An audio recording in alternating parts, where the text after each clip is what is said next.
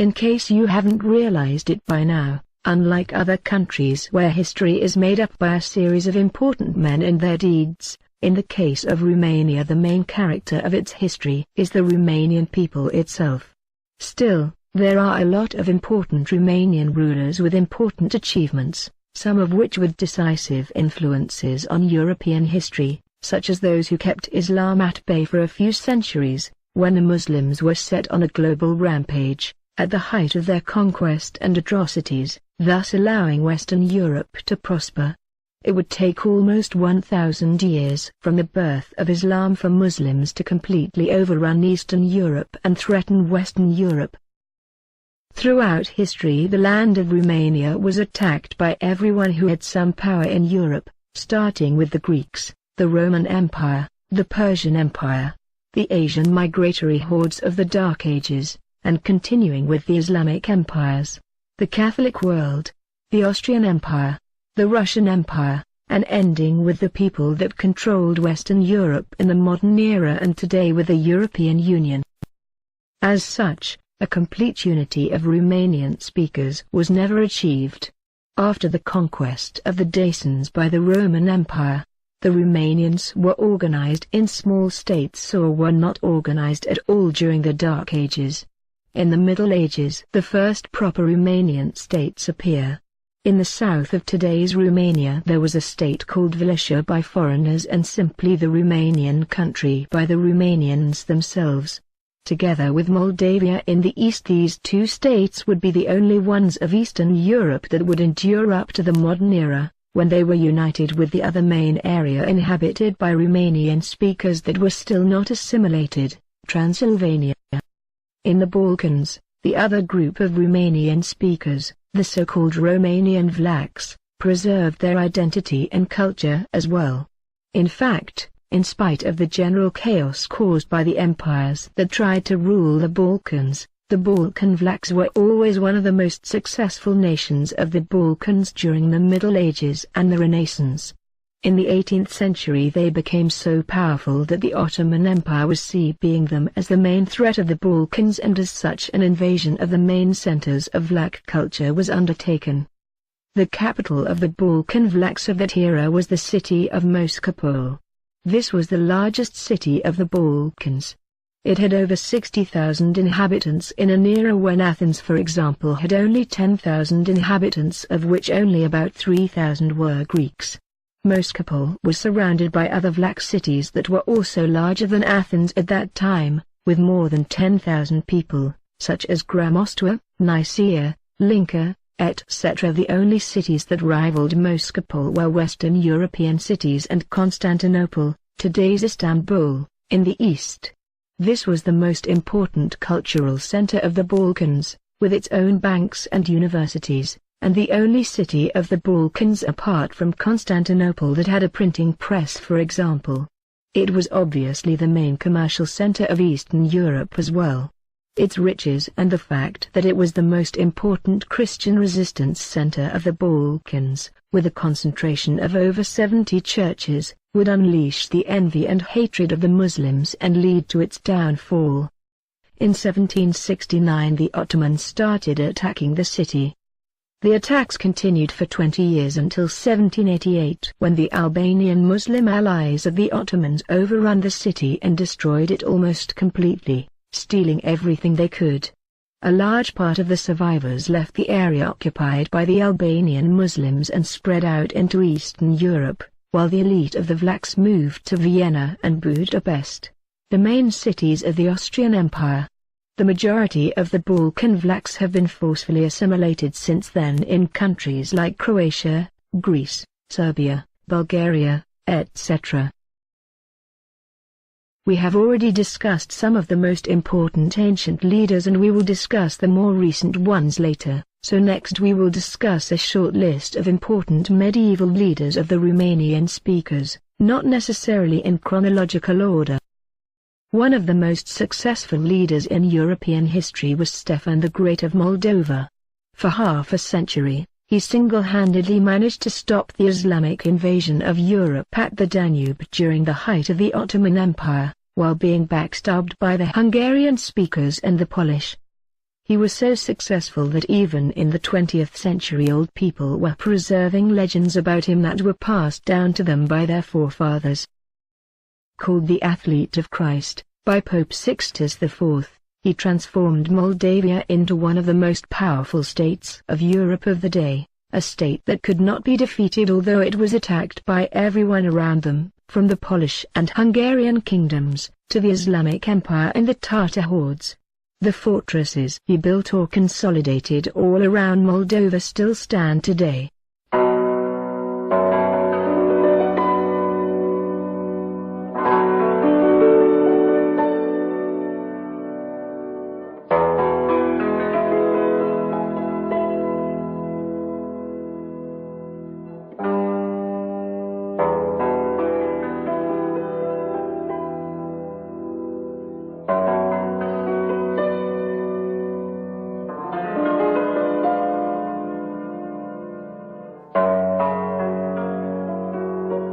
Similarly, the dozens of beautiful monasteries he built are still standing today and are included in the UNESCO World Heritage List.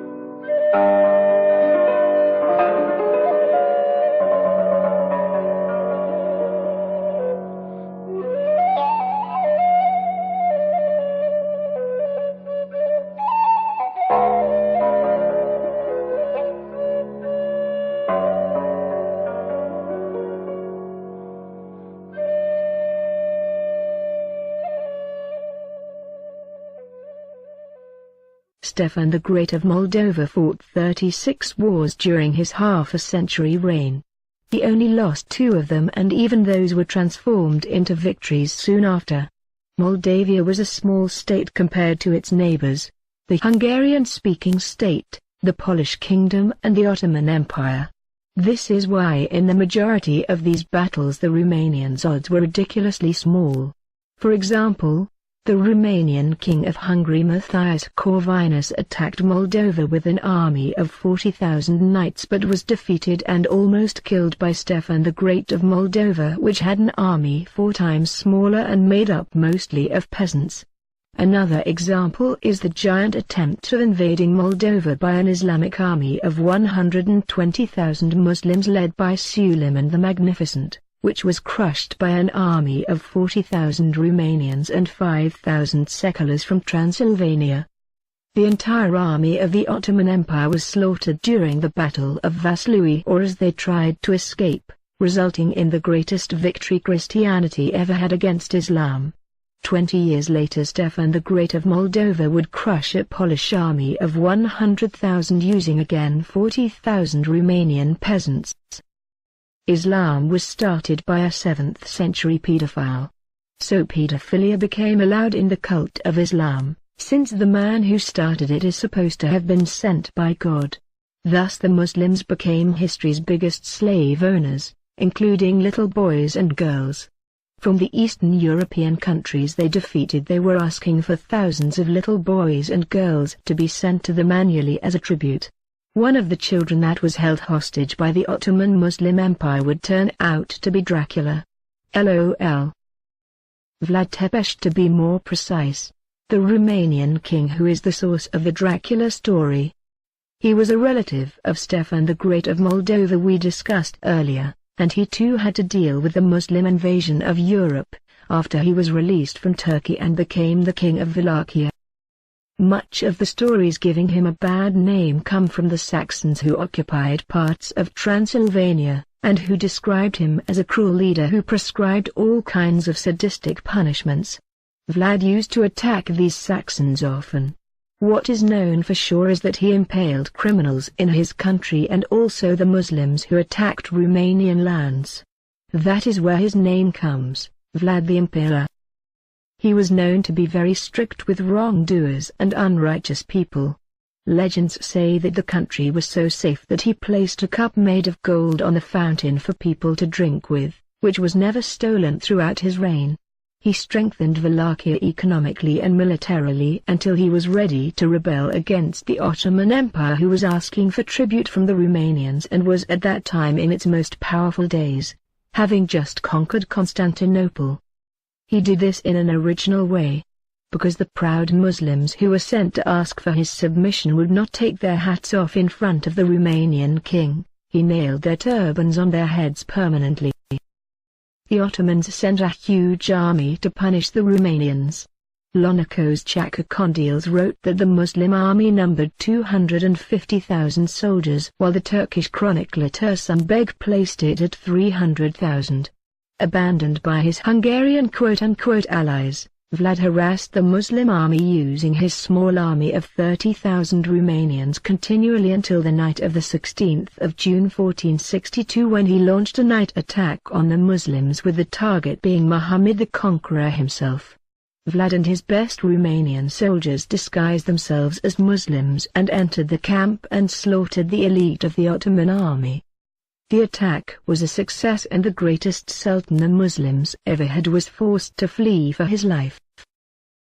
As the Muslims were running away, they came to the town of Targovist, where they were met with the famous forest of impaled Muslims, which convinced the sultan to head straight for Constantinople and abandon Wallachia.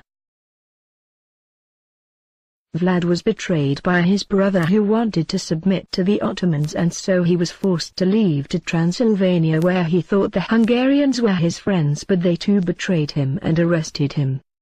The Hungarians only released him at the request of Stefan the Great of Moldova, who after the arrest of Vlad was left to defend Europe on his own. Vlad came back to the throne but was betrayed by the Hungarians again and arrested. He came to the throne for a third time, only to be assassinated by noblemen who sided with the Ottoman Empire, since Vlad was known to be an enemy of the nobility and a supporter of the average people and of free enterprise. Vlad the Impaler was the grandson of Mircea the Elder, one of the greatest Romanian rulers of the Middle Ages and among the first to fight against the Islamic invasion.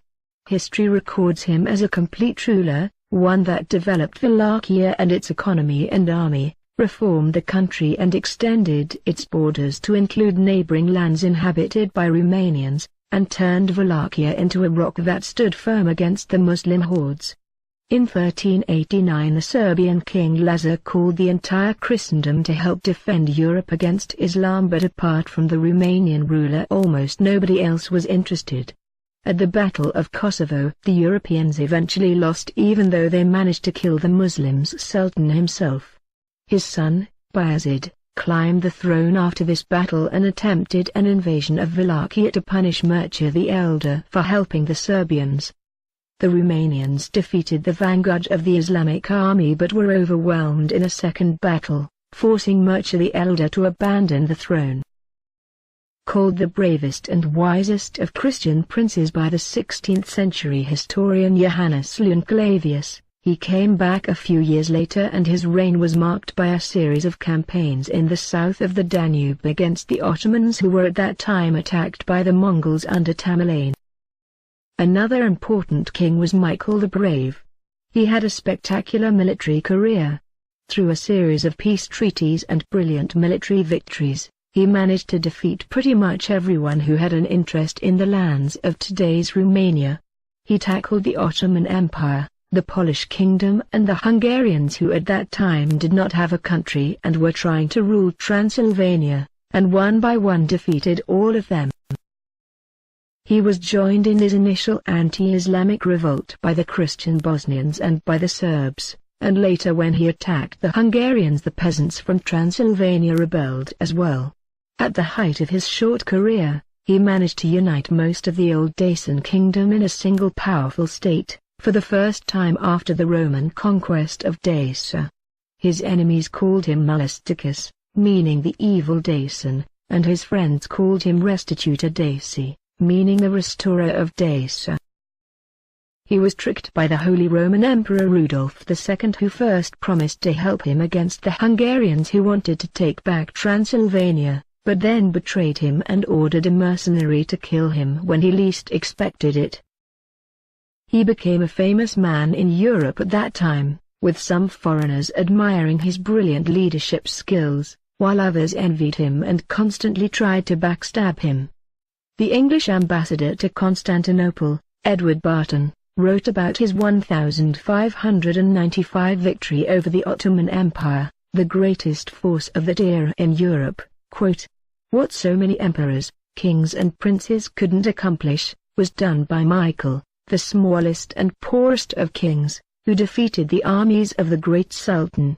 The Ottoman chronicler Tahiri Ali Osman, writing about the same battle, described it as the judgment day for the Ottoman army. The imperial officer Heraclius Sota wrote to the Emperor Rudolf II in 1597 describing the determination of Michael the Brave to cross the Danube and liberate Bulgaria, from where the Christians were asking for his help, and which at that time still had a large Romanian community. Perhaps the greatest achievement of this man was to unite the simple people from all Christian nations of Eastern Europe under one goal: the expulsion of Islam from Europe. The records of the day show that not only the subjugated Bulgarians, Serbs, Bosnians and other Balkan people joined his army, but also Saxons and Seculars from Transylvania, Romanian peasants from all corners of the land, etc. He admitted numerous times that the reason why he started his endeavors was to defend Christianity. Romanian history is also full of anonymous peasants who rose to lead revolutions.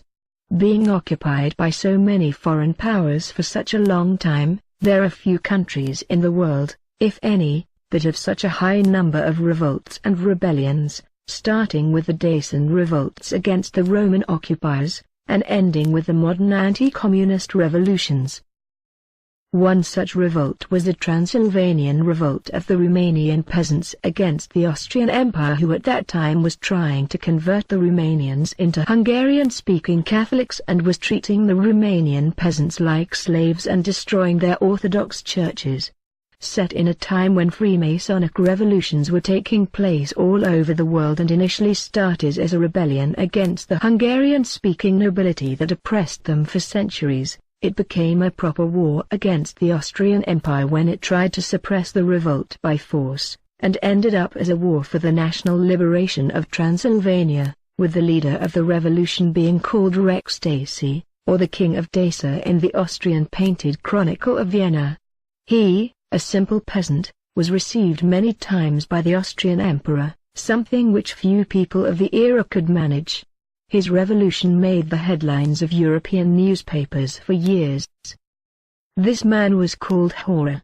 His peasant army liberated the mountains of Transylvania from the Habsburgs and headed into the plains, to liberate the rest of the Romanians.